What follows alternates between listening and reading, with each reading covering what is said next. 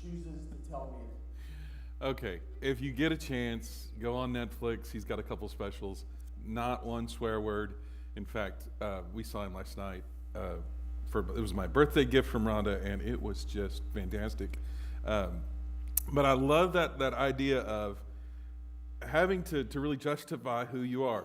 So have you been in that situation where somebody said, I don't really think that you were this person, that you had to prove who you were? Anybody relate to this? Clint?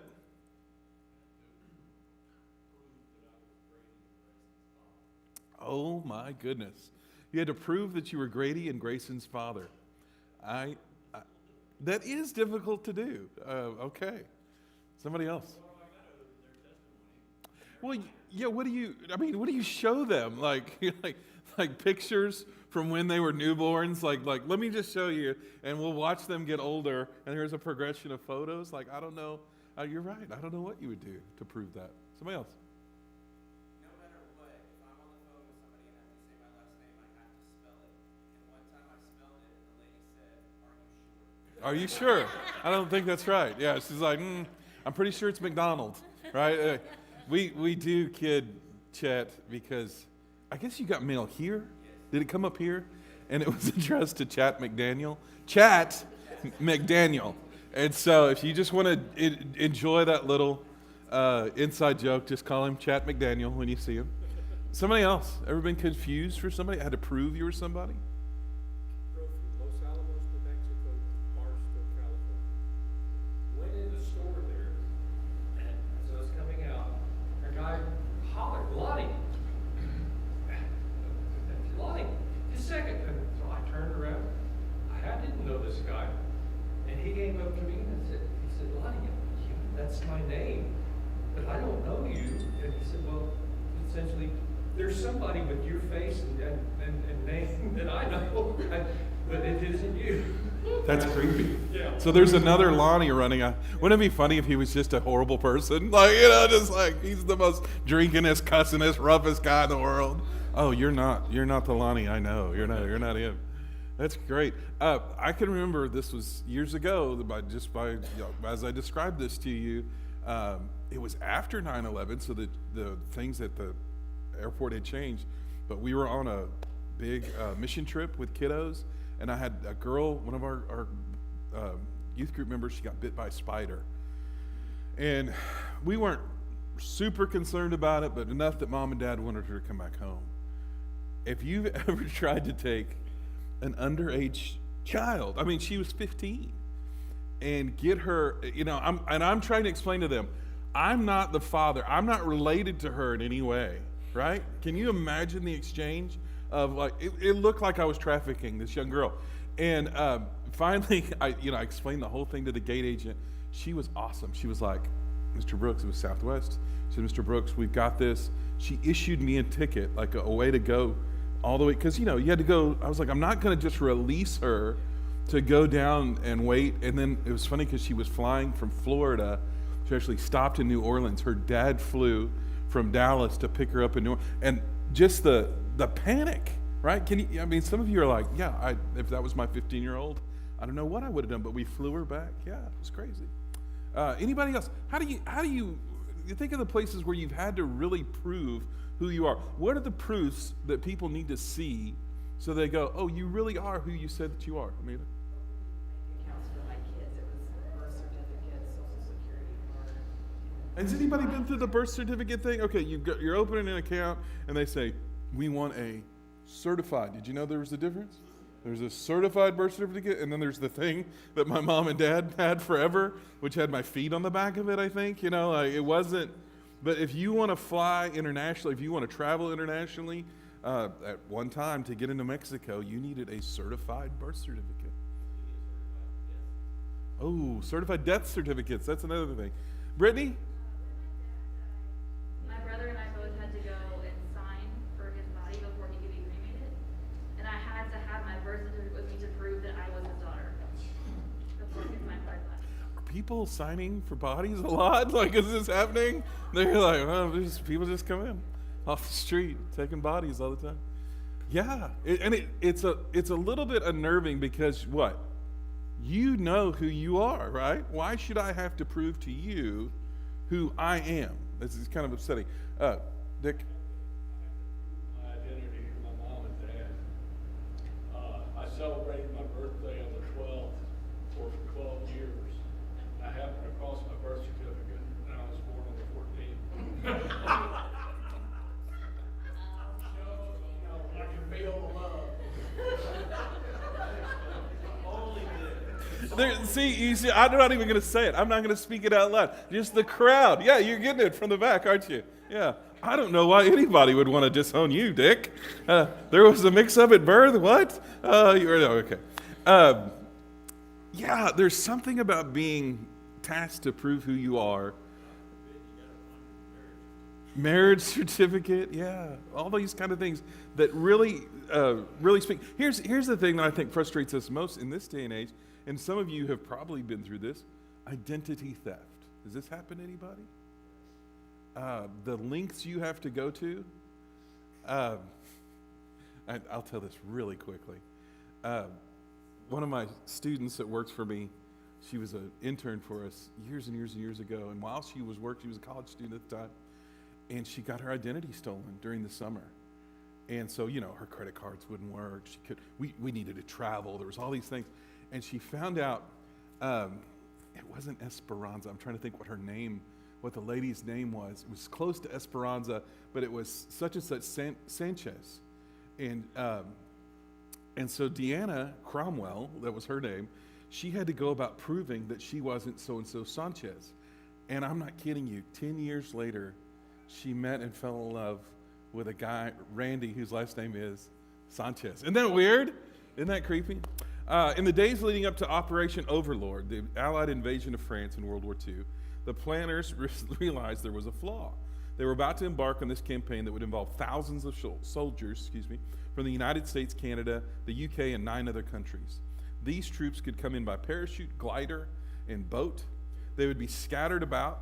How could allies quickly establish communication and differentiate between friendly forces and enemies in low light and other conditions? They devised a sign and countersign. Does anybody know, before I finish the rest of the story, do you know how they proved they were? There was one system, Patty. They used these little children's toys that were clickers. That was one way that they did it. Anybody know the other? Have you seen, it makes it, I think, in Band of Brothers and in Saving Private Ryan, maybe. Every soldier who went into France on June 6th was given a code word, flash. And if someone heard flash, that person was to respond with thunder. That would be a sign that they were on the same side. Many Christians wish there was a sign and countersign they could use today so that other Christians would believe and accept them. Let's talk for a moment. Okay, you guys remember the story of the fish, right? The Jesus fish? Everybody know this story? Do I need to tell it? That in Rome, to establish, if you and I came up to each other and we didn't want to say out loud that we were Christians because they might put us in prison, I, as we were talking, would drag my foot through the dirt and make a half sign of the fish. Is this new information for some people? And if Trey was a Christian, he would reach down very nonchalantly and complete the ichthus standing for the Greek Jesus' name. It's an anagram.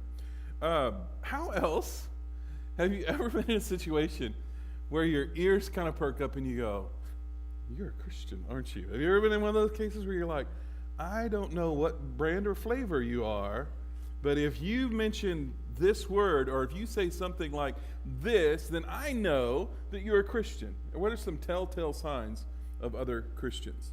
Jan.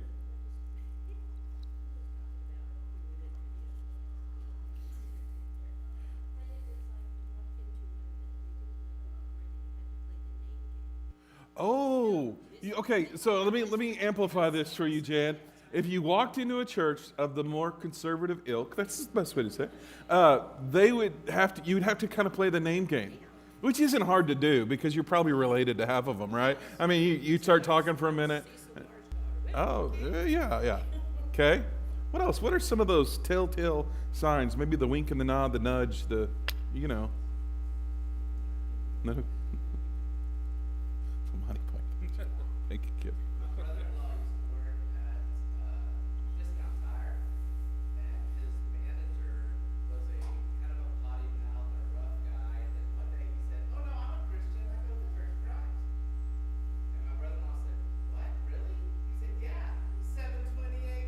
That's right.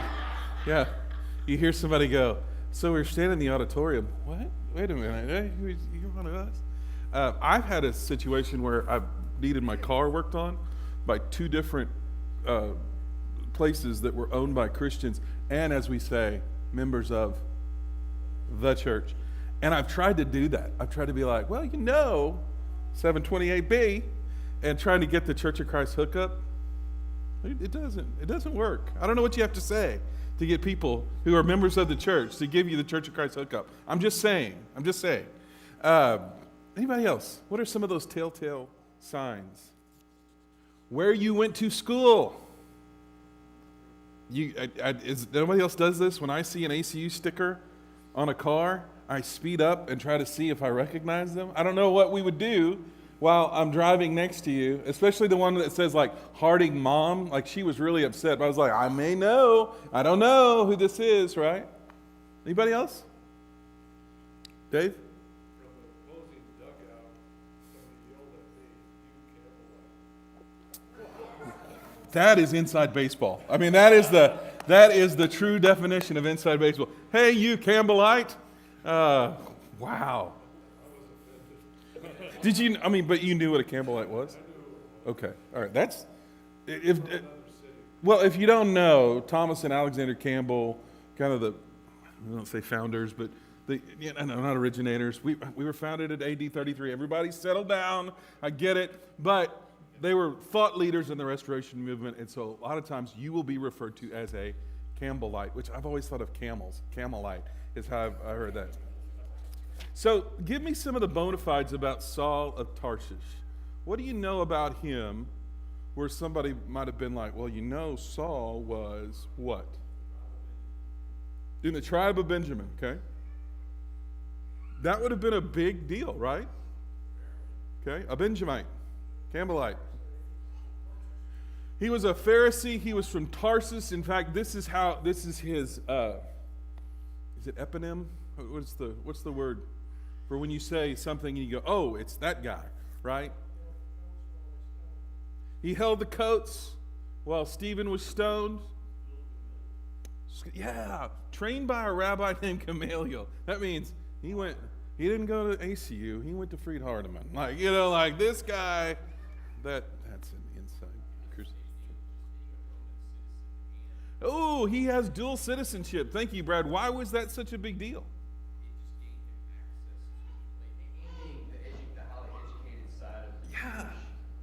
Yeah. He kind of had a foot in both streams. I'm trying to think of another, like a more modern day, it's dual citizenship. It's almost like he's not just an American, he's a part of the military, and that kind of puts you into a different community. You know what I mean? Like, it's even more, it's an amplifier. But you're right, in that time, very few Roman Jews that you would have had a foot in both streams. Highly educated Pharisee, and at the same time access to all the Roman coverage, right? Has the right to appeal to Caesar, right? In fact, is it Festus? Somebody help me out. Jim's not here. Who says if he had made his appeal earlier, we could have saved his life. We wouldn't have had to deal with all this. Anybody else?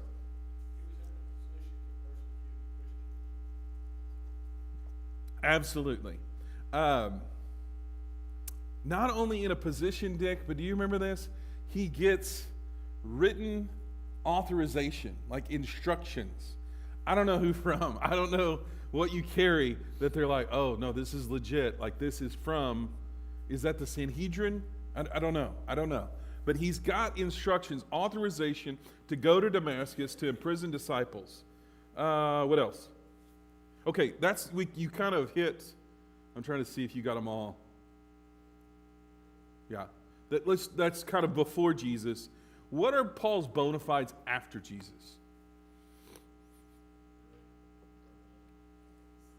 Direct revelation, okay? Yeah, in fact, this is what would give him, you got to have a face-to-face in order to be an apostle, right? You have to have been with him, and the only way that he could have done that at that time, because Jesus is dead, is this direct revelation. That's a big deal. That's a big bona fide. That's a big, here's my apostle card, right? What else? His thorn in the flesh was proof of what? Do you remember? Yeah, some people thought blindness. Some people thought it was a type of disease that would have made him stooped and had trouble speaking, like me this morning. What else?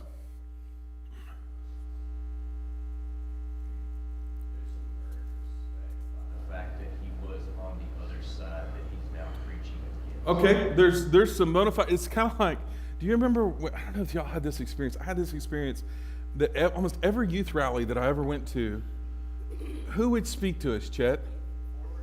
Former atheist, or a guy who had been locked up in prison, or like he was just selling drugs in the parking lot and had come to Jesus, and now, do you remember this? Am I the only one who went through this? And they would tell us these stories about how terrible and ungodly and sinful their life was. And I'm not making this up. You think I'm making this up? I remember thinking, I'm probably going to have to go do drugs for a while. Like that's what I thought. That's the story that I took from that, was like the great conversion of people comes from, because what had I done wrong up to that point? Like I'd been mean to my brother. Like nothing, there was no big, pit story. Yeah, you gotta spend some time in prison, Kip. And then, I choked a man in Reno, then came to Jesus. What else? I did not choke a man in Reno. That's for the camera. That's for, they're watching. Just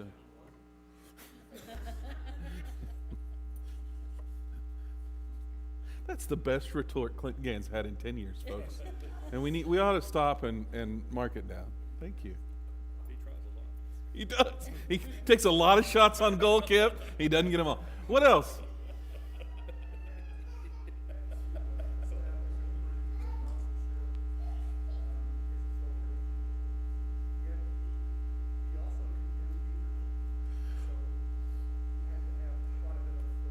In fact, in his writing, he'll kind of lean on that. And let me tell you for everybody, he corrected Peter. So Peter's wrong about meeting with the Gentiles, and Paul takes him to task on it. You remember this? And Paul kind of uses that. Oh, by the way, he changed his name from Saul to Paul. That's another bona fide. But he uses that as a means to say, even I had to pull Peter aside. What else? Y'all are killing them. Y'all are getting most of them here. Who shares the gospel? Well, Jesus does. But who has to go to Saul? Do you remember? It's one of my favorite exchanges in Acts, that the Lord comes to Ananias. Not dead Ananias, different Ananias, right? Reluctant Ananias. Although, as soon as he says Ananias, what does Ananias say? You remember this? Yes, Lord. Ananias didn't say, may I ask who's calling? Like he didn't say, how do I know this is you? It could be any other voice. Ananias knows the Lord. And then the Lord says, I want you to go where? Go to Jerusalem, go to a straight street, go to this house, and you're going to find there Saul. And do you remember what Ananias says to him? Wait a minute. I just want to be clear here. There's this one who's been breathing out murderous threats. Oh, and in prison. Do you mean that's Saul? And the Lord's like, yes, that's Saul. There's something about receiving baptism from Ananias that is another bona fide. And I want to be careful with that because I know that that's been abused. Of people who said, who did your baptism and who did their baptism, and you can kind of be in a long line of people who were baptized by. So I think that's dangerous, but it was important, right? Paul pushes his apostleship. Why? Let me ask it this way. Where do you see that? Where do you see Paul saying, I'm an apostle?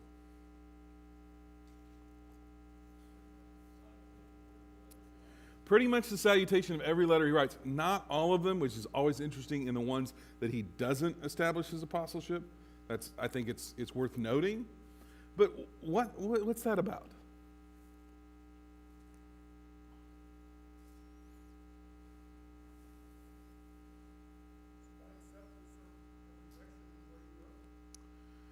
Yeah. In fact, I think he's kind of setting up, we need to have a hard conversation. And I want you to understand who this is coming from. You ever had anybody pull that card on you? I'm going to tell you some things, and you need to know who this is coming from. I see it happen a lot in our local politics, believe it or not. And somebody will say, I've served here in this position for this long, and so I'm saying this. Or other people will say, oh, they're shooting off at the mouth, but they've never really been the ones that were trying to fix the problem. And we go back to this idea of, I need you to prove it. So here's the deleted scene. This is this little portion of the story that we don't often talk about. The Jews in Damascus plot to assassinate Paul because he's preaching about Jesus. We could stop there, right? And go, does that make sense to assassinate somebody? Why in the world would they feel like the correct response would be to take him out? What are they worried about here?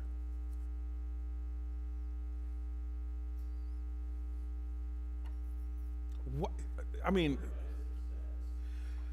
I'm trying not to name any names, but we all have a preacher in mind, or several, that you're like, man, I wish that guy would just hush. He is giving Christians a bad name. But we've never gotten together and been like, we need to go take this guy out. Let's get some bats, bring around the truck, Kelly. We're going to go down. We're going to drive to Houston. I didn't say Houston, but somewhere, and we're going to take this guy out. Jan. Yeah, well, just it reminded me. They didn't say they're going to kill him. But when Francis Chan changed his stance on baptism, Yeah. it was like the death knell for his Yeah. Francis Chan was kind of a celebrity preacher. He came out with a pretty hard stance, I would say a biblical stance on what baptism is, and to watch, people pull back from very similar thing happened to Rob Bell. Rob Bell never actually came out as a universalist. And if you don't know what a universalist is, it means that at the end we're all going to get to heaven. He kind of intimated, he kind of bit around the edges. He kind of gave grace. He preached maybe too heavy on grace. And people retreated from him and called him every name in the book. It's similar, isn't it? However, how do people who follow the way of Jesus think we're going to go kill this guy? How in the world do you come to that decision?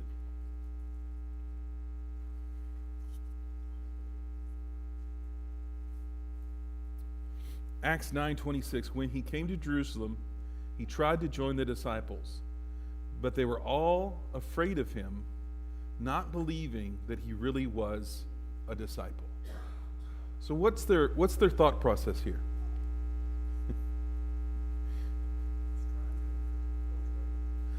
It's a trick, right? We've seen this before. It's a wolf in sheep's clothing. You're going to get inside, and then you're going to know where everybody lives, and then we're all, they're going to come for us. Can you imagine if you could just for a minute go back to that time? What would you say to those people? Like, no, you don't understand. This is Paul. Like, he's going to write half of the New Testament. They'd be like, what's the New Testament? Trust me, you'll love it. It's great. Like 14 of the books. 14, how many books are there? 27. I'm telling you, over half of the books of the New Testament, he's going to write. Believe him, but nobody did.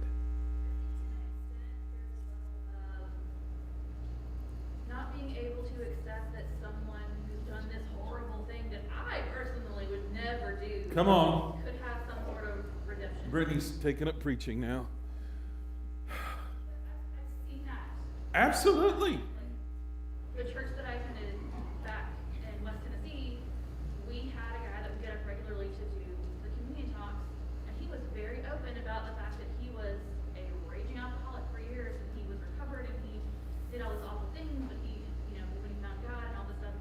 And we had people people that would come visit and would never come again after hearing him talk one time, because how can they let someone like that sit there and talk? How? I'd have had him up every Sunday. I'd have been like, and he could have done youth rallies in the 80s. I'm telling you, he had a great, right. Because we want to think that we're not capable of it. Yes, yes. Anybody know that anybody realize this is happening today? This is a very real thing right now, where people say, I'm a Christian, but I'm going to follow Jesus, not Paul. Am I breaking new ground with some of you? Am I blowing some of your minds? Some of you are saying we need to read Jesus first, and so many of us kind of came to Christ through Paul. Now, there can be a problem with that. Why? Because Paul is talking about more prescriptive behavior. He's dealing with people who've already met Jesus. They're struggling with some of the same things. So he's saying, okay, now you guys, you can't marry your dad's mom, okay? And he says some things that in our culture, in this day, seem unenlightened. Paul would definitely be canceled. And so people are saying, I want Jesus, but not Paul. Anybody have a problem with that? Why? Don't we just need Jesus, Ron? Jesus said, if you think all these things, you do all these things are fine, may be fine, that you say, Paul knew that you need to be aware that sin is sin is sin. Yes. And that we all sin. We categorize sin. Yes. My gluttony, Right. or my laziness, or my slothfulness is Not as bad as that alcoholic. Yes. Yes. Yes. Absolutely. There are sins who have greater consequences on this earth. Yes. It doesn't affect other people. Yes. But we say, well, my sin is my sin, it's little. It's little black sin. Yours is black.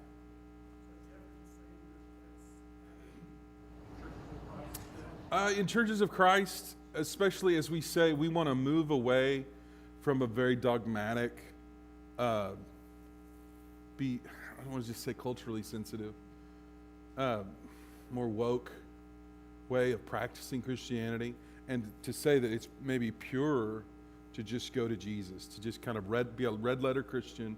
Whatever Jesus says, that's what I'm going to do. Why would you do that? You do that because some of Paul's statements are problematic to you. Go ahead, Robert. You're going to say what I'm thinking. Come on.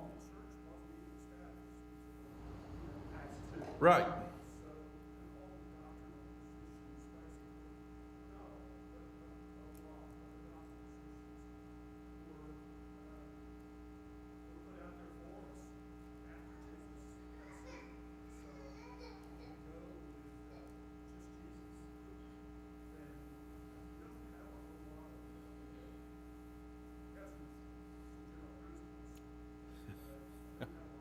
Nobody had practiced it yet, right? If you just listen to Jesus, it's this new way of going that nobody has traveled. And I want to read, anybody else do this? You go and you read the ratings on products before you buy them. I want to hear from the guy who owns this particular drill. And he's going to tell me it's underpowered, you really need to get the bigger one, this thing that you buy, it's going to break, yada, yada, yada. That's Paul. Now, if anybody reads Paul and goes, well, that was easy, you're not reading Paul. You should have problems with Paul. I don't know how to tell you why you need to keep your head covered because of the angels. If somebody knows, come and tell me why it's important for the cause of the angels. I don't know. It's hard to read Paul. It's hard to read Paul when he says things that I don't like, when he says things that now culturally in the 21st century, it sounds a little sexist. It sounds a little misogynistic. It sounds a little bit harsh. But I'm saying if you have trouble reading Paul and no trouble reading Jesus, then you're not reading Jesus either. I can read a passage Mm-hmm. from Paul. He said, if anyone thinks he is a prophet or spiritual, let him recognize the things that I write to you are the Lord's commandment. He didn't say it's my commandment. Right. None of this, in fact, he presses that issue a lot of times. In fact, he'll say things like, here's a trustworthy saying that merits full acceptance. Or, I didn't receive this. This is not from me. This is from the Lord. And so there does seem to be some times in his writing where he's like, I'm addressing you guys right here. Corinthians that are marrying their dad's mothers, or their whatever it is. Okay, I want to talk about this. But then he'll turn and say, now here's something that absolutely every Christian ought to establish. I think it's interesting that it's through Paul that we get all Scripture is God-breathed. All Scripture is God-breathed and useful for teaching and rebuking, right? Equipping the man of God so he may be thoroughly equipped for every good work. Yes. And if he had just said, be imitators of me, we'd have a problem, right? We gotta finish this story here. So,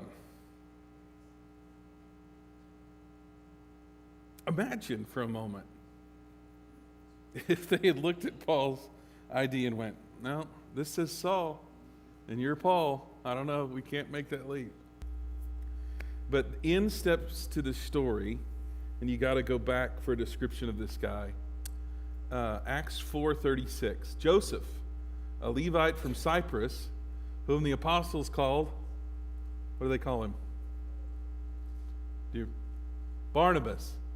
And then here's where you'll know, which means son of encouragement. This guy is so good that when they went,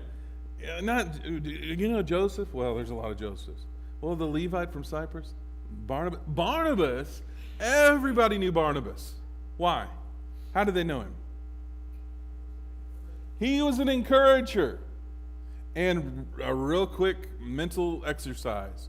You can think right now, a Barnabas comes to mind right now, where you're like, oh my goodness, that person. That's the person. When I get down, when times of trouble, I want to go hang out with this person because they're going to encourage me. You got somebody in mind? Absolutely. Have you ever gotten a note, a handwritten note? Who does that? Sharon Biggers knows the price of a stamp, folks. I'm telling you right now. She knows. Somebody else have a Barnabas in your life? I've got a couple. There's some, and I don't know why they do it or when they do it, but they'll just drop a random text, and I'll get them on Sunday mornings when there's ice out on the, like there's all these things going on that I have to worry about, and it'll just say, I'm praying for your message this morning of what you're, and I'm like, oh man, whew. It's like a breath of fresh air to get those random texts that people just say, I'm praying for you. Acts 9:26, when he came to Jerusalem, he tried to join the disciples, but they were afraid of him, not believing that he really was a disciple. Now this is but Barnabas took him and brought him to the apostles. He told them how Saul was on his journey, had seen the Lord, and the Lord had spoken to him, and how in Damascus he had preached fearlessly in the name of Jesus. So Saul stayed with them and moved about freely in Jerusalem, speaking boldly in the name of the Lord. He talked and debated with the Grecian Jews, but they tried to kill him. Man, I'm telling you, it's a tough job. When the brothers learned of this, they took him down to Caesarea and sent him off to Tarshish. I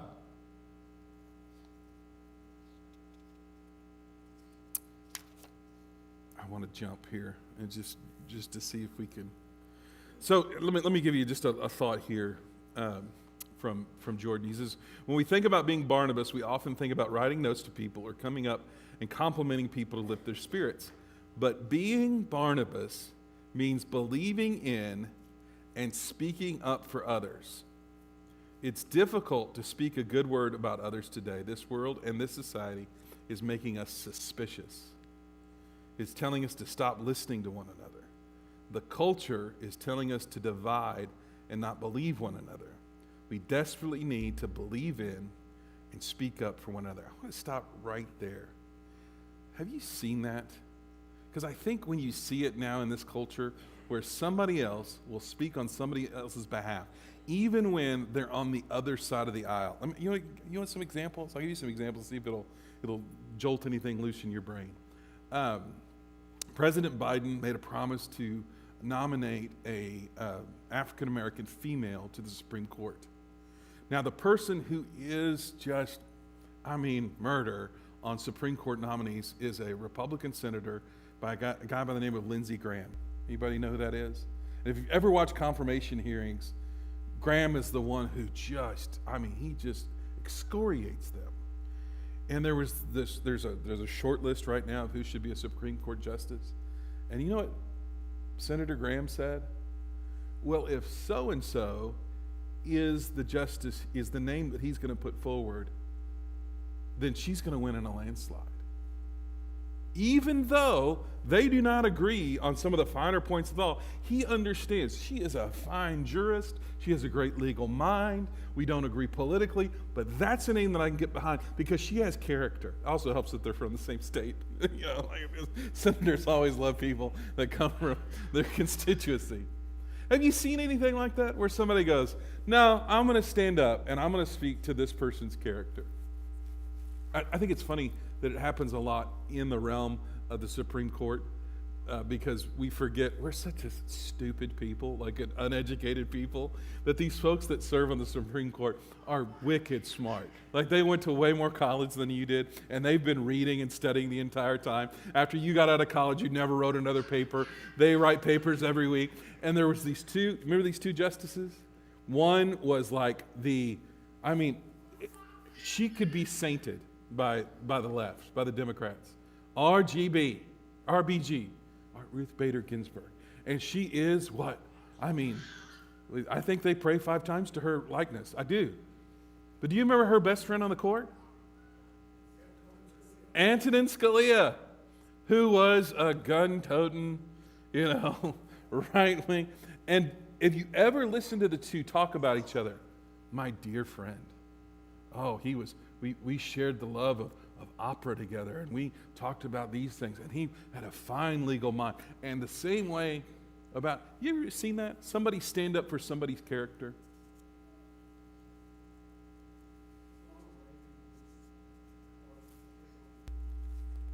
Yes.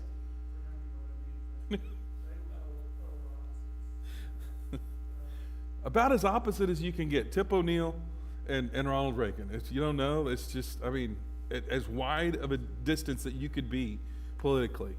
And they respected one another. You're seeing it now in cancel culture. If you follow it, some of you have probably just given up. But there's folks who'll say, no. And I'm not going to tell you to go watch his specials because they're not like Nate's. But a comedian by the name of Dave Chappelle got canceled recently because of some of his humor. And it's foul, it's filthy, it's X-rated.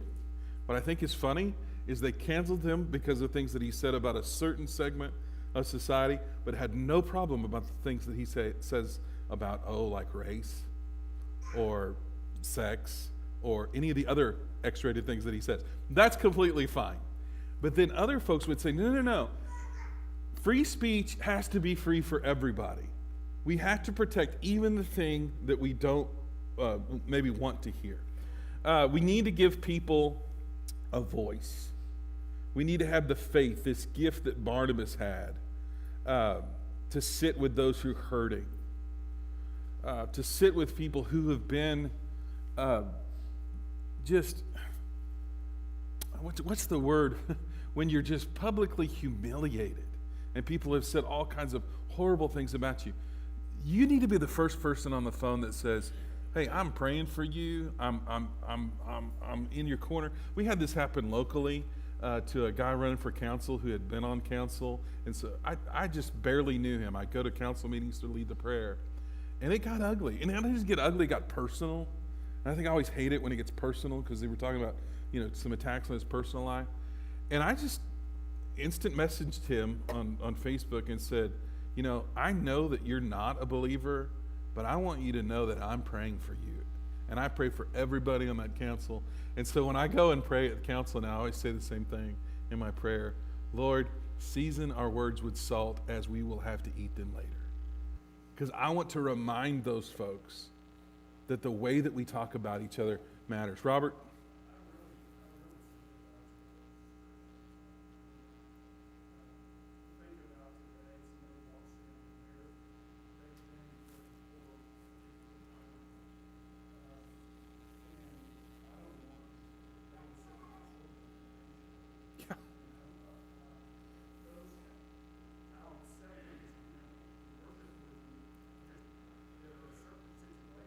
Yeah.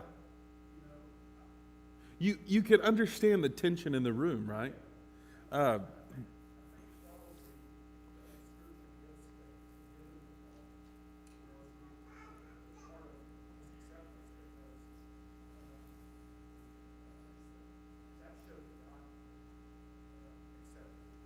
Absolutely. Let me give you one more thought. I don't think that clock's right, and so I'm nervous that we're out of time. Are we out of time? It's what? Okay, that clock says 8:15, and I was going to go for another hour and 15 minutes. So let's end there. I'll give you this. Let me give you this.